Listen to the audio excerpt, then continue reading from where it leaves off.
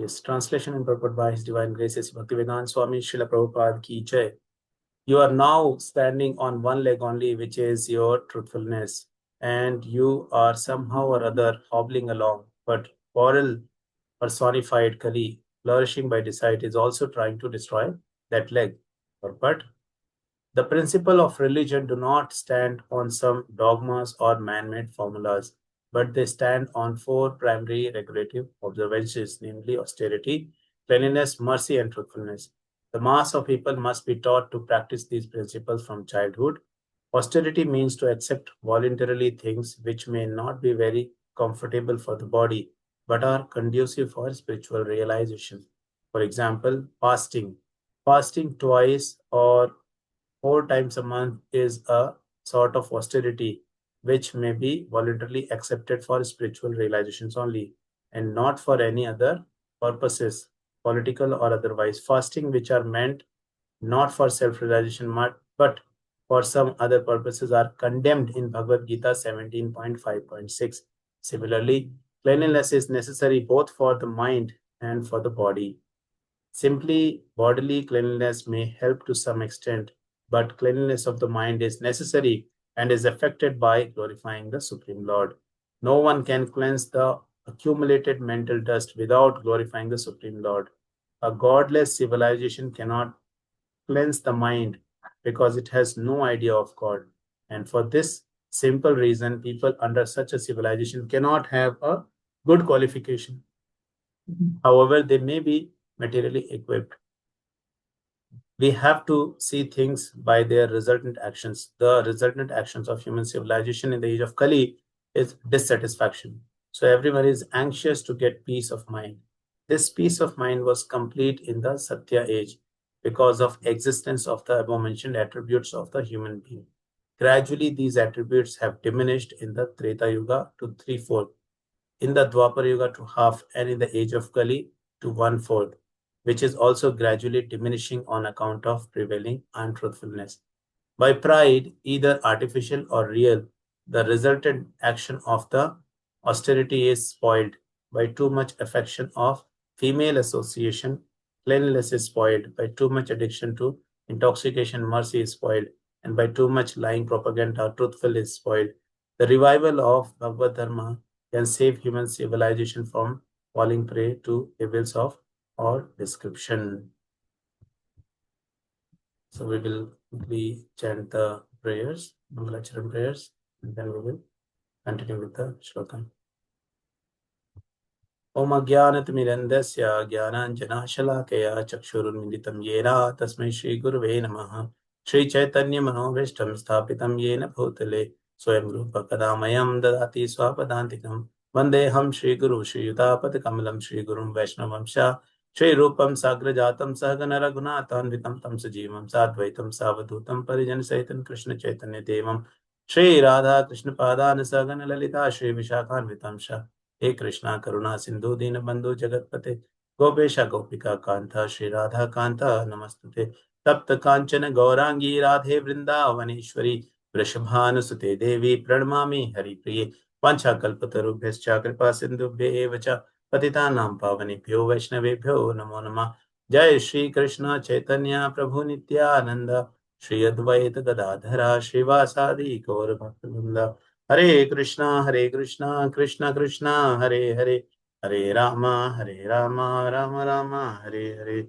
मुखं करोति वाचालं पंगुं लङ्घयते गिरिं यत्कृपातमहं Shri गुरुदीनतारणं परमानन्दमाधवं Shri चैतन्येश्वरम्।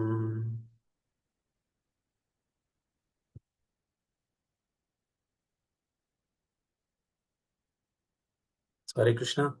Now let us proceed with the class. So in this shloka, if you see the exact definition, it is talking about dharma. And when we talk about dharma, we see many people nowadays. If you ask somebody, are you following dharma? So they are very proud. They say, yes, I am following dharma. I am following so and so religion. I am putting a very big tilak, or I am keeping a very big shikha, or I am going to so and so spiritual places. I am going to so and so Jyotirlinga. Lot of things they talk, correct? And Prabhupada here in this purport, he is mentioning the principle of religion do not stand on some dogmas or man-made formulas. So you would have seen a lot of man-made formulas, especially in the Kali Yuga. People are following spirituality the way they want, right? They sometimes they go to a particular place and they gather their entire family members and they go there and they sacrifice an animal and they say, okay, now as a family we have gathered here. This is the tapasya we are doing, and this sacrificing of animal is our ritual. I remember there was a person in my office. He used to go to Rameshwaram, and he used to go to Rameshwaram to a particular temple, and there they organize a very very big feast of non-vegetarian food. They say it is my family tradition, so we go every time to Rameshwaram and we do this activity there. And he is very proud of it, thinking that he is following the dharma. In the same manner, we see many people are in the age of Kali. They try different ways. Like we are seeing people, they put Ganesha idol and Ganpati Bappa Moria and everything they do. So that is fine. But as soon as the festival is over, or sometimes even when the festival is going on, people are drinking, at the backstage because they have to take the procession. So, and they are thinking they are very religious and they are doing everything properly, so God will give them a lot of money, and that is what they want. Correct. So Prabhupada is saying these rituals and these dogmas are not going to help us. We might be dharm dvaji, we might be thinking I am following the dharma very very strictly, and even though on Sunday somebody is eating non-vegetarian, they might say that I'm following dharma. Correct. But that is not dharma. So as per Srimad Bhagavatam, dharma is dharmam tu sakshat bhagavad pranitam. That is what is dharma. So what is dharma? Prabhupada says there are four regulative principles which are called principles of freedom. Azadi ke niyam, swatantrata ke niyam in Hindi they say. Freedom. So these are the principles for freedom. Four principles of freedom. So some people might doubt why it is called principles of freedom, because we are saying no intoxication, no illicit sex, no gambling, no meat eating. Why is that it is called as the rules of freedom? Because they are telling us not to do so many things, right? So we will discuss this point as we proceed. But the point here, which is very important to understand, is that dharma is not what we see nowadays, people following Hinduism or Christianity or Islam or whatever. They may be partially correct, but dharma is something which is what the Krishna, which is what Krishna is saying, which is God is saying. Dharmam tu sakshat bhagavat pranitam. Whatever Lord has told, that is what is dharma. Nothing apart from that. So there was a movie, a few years back, PK. That movie, the hero will talk about, he says there are two kinds of gods. One God is the one who has created us, and the second God is the one whom we have created, right? And he says, I don't believe in the second God whom we have created. I have no problem with the God with which is created, who has created us, correct? So that is the point. And he says, if you say I have to believe in God, then which God are you want me to believe? Because I'm seeing Hindus are fighting against Muslims, and Muslims are fighting against Hindus, and this quarrel is going on. We see Israel and Palestine conflict, we see India Pakistan conflict, and like that there are several conflicts which are going on, and they say principle is dharma. But that is foolishness, right? Because if the principle is dharma, if the principle is to serve the Lord. Somebody asked Prabhupada when he was in US. So Prabhupada, they asked, then what is the meaning of dharma? What do you think your Krishna consciousness is this dharma? Because there are people who are following Christianity, then how can they follow dharma? So Prabhupada told, if your religion is teaching you the love of Godhead, then that is called dharma. Then that can be called as dharma. And that love of Godhead will not come until unless we are doing this, we are breaching these four principles, four regulative principles. So that is important. And so in the movie, this is what they are trying to tell. But the problem in the movie is that he is taking only the wrong examples and he's talking about those things. But there are a lot of good sadhus. There are right paramparas, bona fide sampradaya, on which PK has not put any any, had not thrown any light. So they should have done that also. That would have been really good, and that would have made a movie real movie, because thrashing which is incorrect and glorifying what is right. So that glorification part was missing. So that is why we have to come to a bona fide sampradaya. Otherwise, if we are not in bona fide sampradaya, then we might be following something And we might be thinking, I am following dharma. We might be proud of also that. But that is not dharma. So dharma is dharmam tu shakshat bhagavad pranitam. Those who follow four regulative principles are considered to be following dharma.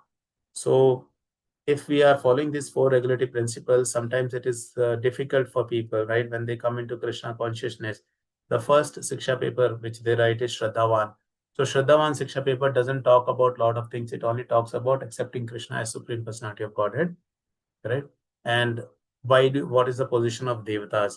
So after some training, people understand this, and those who are open-minded, they can take reference of Bhagavad Gita, Srimad Bhagavatam, and a lot of other references. Like one of the Bhakti Viksha class in my class, when I gave this group discussion topic that show me some references from scriptures that Krishna is the Supreme Personality of Godhead.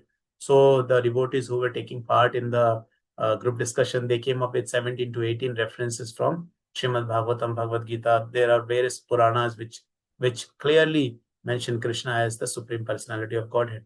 So when we present these logical facts in front of the devotees who joined Bhakti Vriksha newly, many people understand this point that yes, everything is fine, all the devatas are good, but Krishna is the Supreme Personality and we must accept Krishna as Supreme Personality. And they take Shraddhavan. So now after taking Shraddhavan, the next level is Krishna Sevak. So when they come to Krishna Sevak, there is a point which says, I will not eat non-vegetarian food going forward. So that becomes difficult for some people because this is what they have been practicing, right? They have seen only, some nice dishes of non-vegetarian food. They attach their joy, their enjoyment with non-vegetarian food. They say, Arey, if we are going somewhere and it's raining nicely, and if we don't have nice hot kebab, then we are not enjoying, right? What kind of happiness will that be? So they have attached their, that particular thing with their happiness. But that is not the fact. If that was the fact, then why there are so many devotees who are still happy, right? We are also very happy. We are following Krishna consciousness and we are not consuming non-vegetarian food.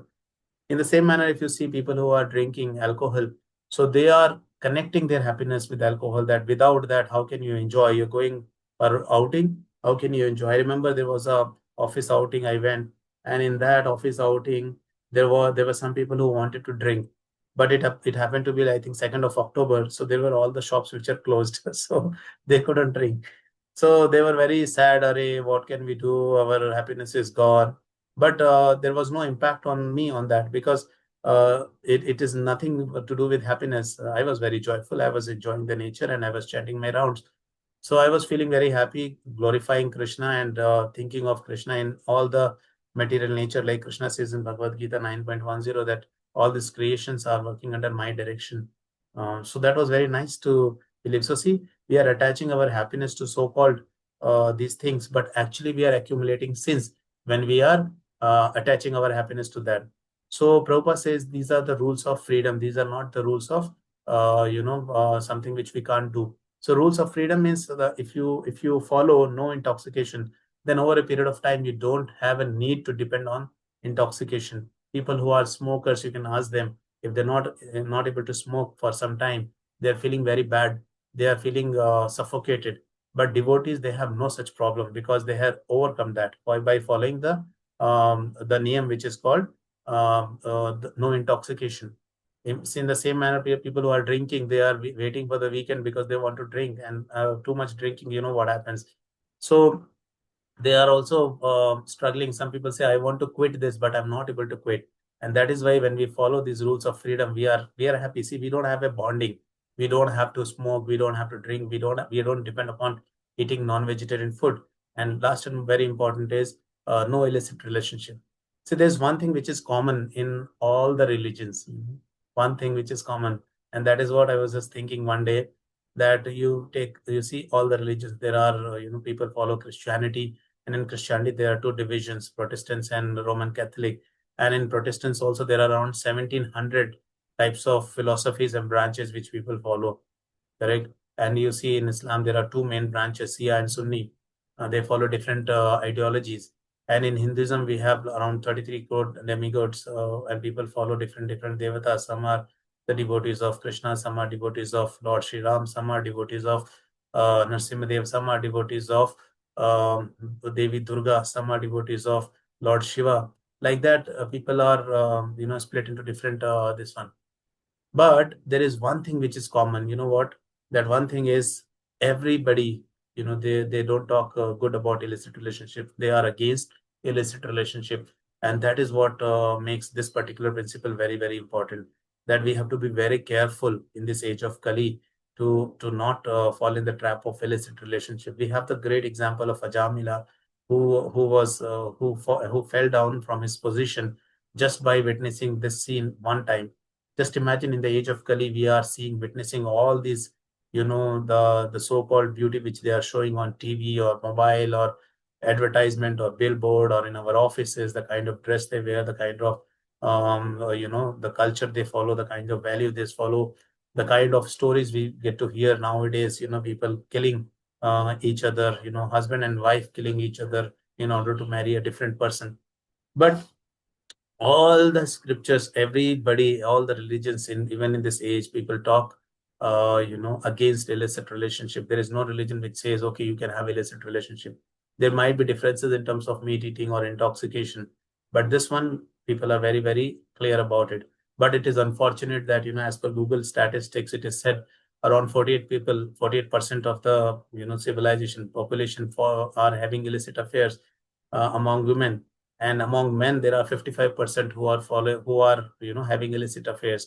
And mind you, these are the people who have agreed on the survey. So you can imagine there are so many people who would not like to come and agree about their illicit affairs. So there are so many illicit affairs happening. So that is why in this age of Kali, it is very, very important that we follow these four rules. If we follow these four rules, then these four rules will become our rules of freedom, and we will be happily following Krishna consciousness and achieving Krishna in the end. Now, the point comes when we say, sometimes we want to follow a lot of things. When we are in good association, we immediately take commitment. Okay, I'm going to chant 16 rounds. And after 1 week, you meet the same devotee. The devotee says, yes, Prabhu, I wanted to, but now I'm not able to. I am chanting 4 rounds now. And after some time, if the devotee is not taking other devotee association, that 4 rounds become two, and then it become one, and then people eventually give up chanting Hare Krishna Mahamantra. So this chanting, so niyam are two types, yam and niyam. So niyam is something which there are something which we should follow, and there are something which we should avoid. Um, so what we should follow, if we are following correct things like chanting Hare Krishna Maha Mantra and doing some tapasya, penances, austerity which is recommended in this purport, Prabhupada is mentioning clearly, austerity shouldn't be focused on some political agenda. Like we see people sit for some anshan, they say I will not eat and drink until unless my party is not accepting this, or some other ruling party is not following this, right? So this is against, as per, I think in the purport, Prabhupada is mentioning Bhagavad Gita 17.5 and 6. It says fasting which are meant not for self-realizations, but for some other purpose are condemned in Bhagavad Gita 17.5.6. So see, people do not know these things, and they think, okay, they can follow this formula anywhere and everywhere, and they become successful. So that is not going to happen. That is going to create a lot more difficulties for people. So that is why these niyams are very important. If you follow these four niyams, then we become free. So in the purport, Prabhupada is also talking about some other points. He is talking about how how when there are a lot of fake advertisements which are happening, and those advertisement are creating lot of untruthfulness. So we know that, right? We have seen lot of advertisement, like when we used to watch TV earlier, there used to be ad on the TV. So there will be a lady who will say, oh, my mouth is stinking, what will I do? My husband is not coming near to me. So there will be another lady who will come and say, no problem, you why don't you use Colgate? Colgate gives nice fragrance from your mouth will be clean, and your teeth will shine like anything, and they show some glitter and everything. And this lady, she will go and brush with Colgate, and next day you see the husband is very happy with the lady. The same manner, we see a lot of deodorant advertisement. They have some chocolate deodorant. The person will spray the deodorant. Whether he has taken bath or not, we don't know. But they will spray the deodorant, and you'll see a lot of girls running behind him. He's running, and the girls are chasing. And when people see this advertisement, they're very happy. Oh, wow! If it is like 100 girls are running behind in the advertisement, at least one will run behind me if I put those, the deodorant. But that's not the fact. I don't think devotees use any deodorants. Their eating habits are so nice.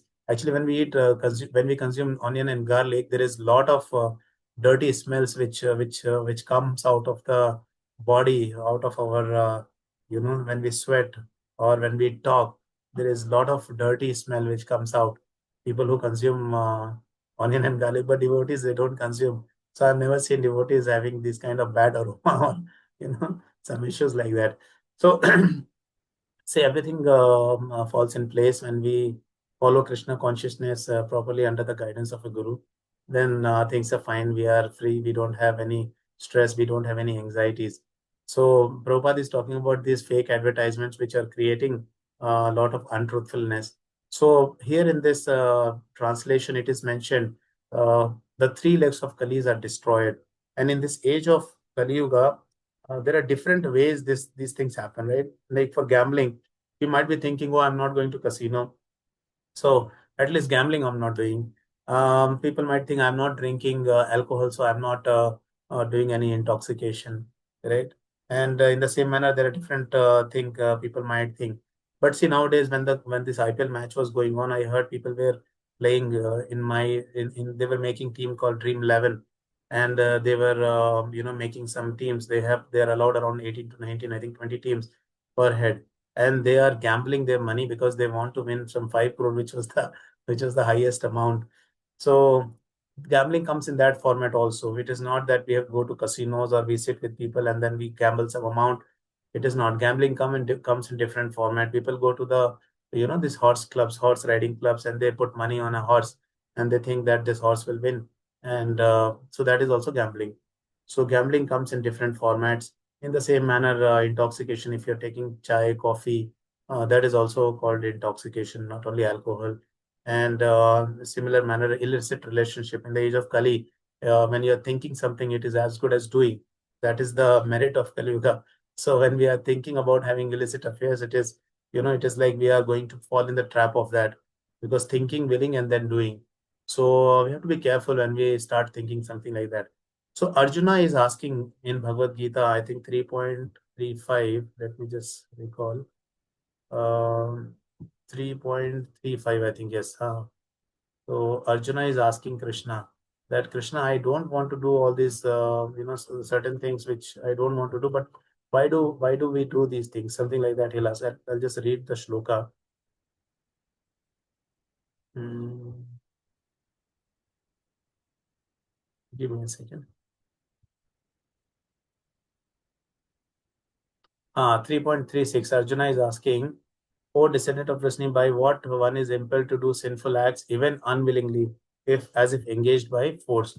So Arjuna is aware, he's not doing sinful activities, but he is asking this for our behalf, right? Devotees' behalf, or the people who are in the material world on their behalf, that people do not want to do sinful activities. So remember these four things, char niyam. If we break any of these niyam, then we are doing sinful activities. Our life is going to be hell. When we do these sinful activities, we might not realize, but after when we start getting the sinful reaction, which can be in this life or which can be in other life, or it can be life after life. But when these reactions comes, then we become very, very disturbed, because we don't know what to do now, how to stop, because it is already done, right? When the fan is running, if you switch off the fan will not stop immediately. It will take time, it will take time, and then it will stop. So it will take time, and that is the problem. When we are in full flow, I have a lot of money. Okay, come on, let's drink, let's enjoy illicit affair, let's do this, let's do that. Arey, who is stopping? I am blessed. Like that, people are flying, and when they start getting sinful reactions, then they realize, oh my God, what to do? They try so much doing, spiritual activities, going to temple, this, that, and all, but then it doesn't stop. And then they blame, I'm going to the temples, I'm doing this, but why I'm still having so many problems, right?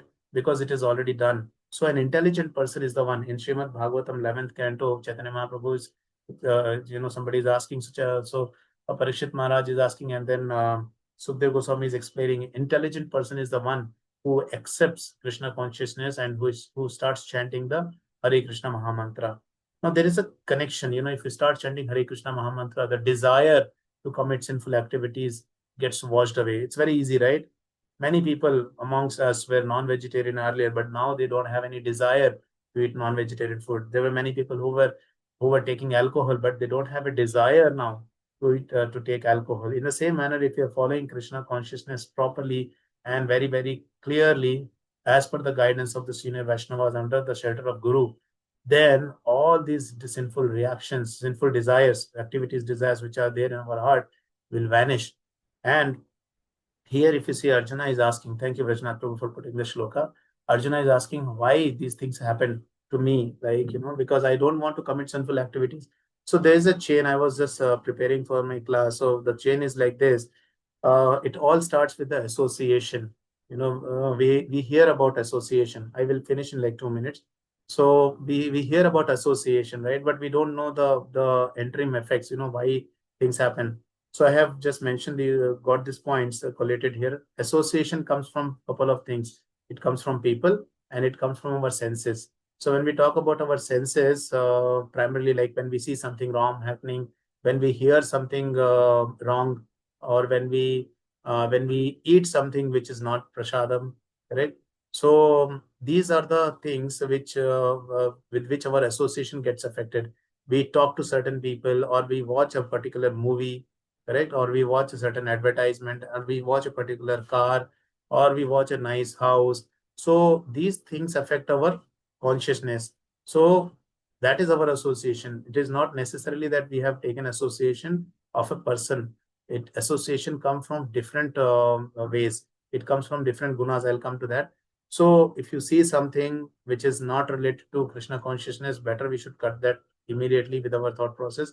Otherwise, we'll start desiring, oh, I should be having that car, I should be having that house, or I should be having so beautiful wife, or I should be having that. We should have a checkpoint. Is that going to help me in my Krishna consciousness? If yes, then you take it. Otherwise, no. So first thing is never commit any sinful activity. It is going to create havoc in our life. Second thing is most dangerous. Even if the sinful activities are, conducted, it is okay. We at particular point of time, Krishna says, if you're following Krishna consciousness, aham tvam sarvapapebhyo mokshashyami ma socha. He says, I will take away. But if we're doing offenses to the devotees, right? We know 10 offenses. I don't have to talk about it. But if you're doing offenses, then it has got more bigger harmful effects than the sinful activities. So a meat eater can still be happy, but a devotee who is committing sinful, who is committing, aparadha against Vaishnavas will face havoc in their life. Biggest difficulties in their life will be faced if they do the number one sinful activity. Second thing is Vaishnava aparadha. So when we take association, if we take devotee association, what happens? If we take non-devotee association, what happens? If we take devotee association, primarily we'll be at least in the mode of goodness, right? We'll go to the temple, we'll do some surveys, we will start reading Srimad Bhagavatam or Bhagavad Gita, we will start offering bhoga to the Lord, we will start doing Tulsi Puja, Tulsi Pradakshina. So that way our lot of sinful reactions will vanish because we have associated with the devotees. And what kind of desire we will get? Oh, I should have a house in which I can serve the devotees. I should organize a feast for the Vaishnavas. That kind of desires will come. And when that desires will come, it leads to the devotional service. And when we follow devotional service, as it is mentioned in Bhakti Rasamrita Sindhu, devotional service is the ultimate thing which can through which Krishna becomes pleased and Krishna reveals himself to us, right? So that happens when we are taking devotee association. And you see, when we take non-devotee association, our three gunas, in previous days, Bhagavad Gita used to come and they used to show these three ladies holding, some puppets and some string in their hand. So those are three gunas. And these three gunas we get from the association. You met somebody who is very passionate about things. So you've got that passionate thing with us. Somebody you met who is very, very in the tamoguna, who only eats and sleeps, who doesn't want to do any hard work, then that we have accumulated. So when these gunas enter us, so we might not realize, because after associating, we have got these gunas under us. And when we are doing something, it is not we are who is doing. It is those gunas who is making us do. Remember that image on the Bhagavad Gita, those three ladies holding some strings and puppets. So if mode of passion is high, you will do everything which is which a person will do who is high in mode of passion. If the mode of ignorance is high, then you are going to do everything which a person who is in the mode of ignorance does. Remember, you are not doing this. It is those gunas who have entered in you. They are making you do this. Correct? So the cycle goes on. If you're too much passionate, you want to accumulate a lot. Like one child who is happy by eating one gems. So he says, one, not one, I want two. So his mother gives two. So he says, not two, I want two packets now. So if that, now that is lust, because too much of sense gratification leads to the development of lust. Now the lust has developed in the heart. This person, he's not happy with two gems. He wants to have two packets now, right? Now, the further effect is that if this lust is fulfilled, it is going to increase. Somebody who is drinking alcohol, one glass, two glass, he will go to two bottles, three bottles. It will be increasing, right? It will never stop. And when this lust is increasing, it is eventually leading to a disease or death of the person, right? For anything, if you're eating gems or eating chocolates, or you are consuming alcohol, it is going to cause disease or death in the future when the lust is getting fulfilled.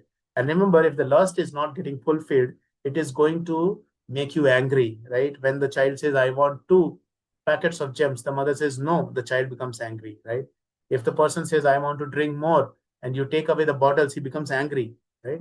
And when you become angry, the cycle you all know, krodhad bhavati sammoha, sammoha smriti brahmashat buddhi nasho, buddhi nashat pranashyati. Now, this nasha has happened now, but the cycle started with the association, right? So wrong association, all three gunas affected our decision making. Lust has developed, and lust fulfilled, disease and death. If lust is not fulfilled, it has led to anger, and anger led to the delusion and bewilderment of memory, and again sinful activities, and again cycle of birth and death. So this is a cycle. People who read Bhagavad Gita under the guidance, they know this very well, and that is why with their intelligent decision they can easily avoid sinful reactions and sinful activities. So I'll give a pause here.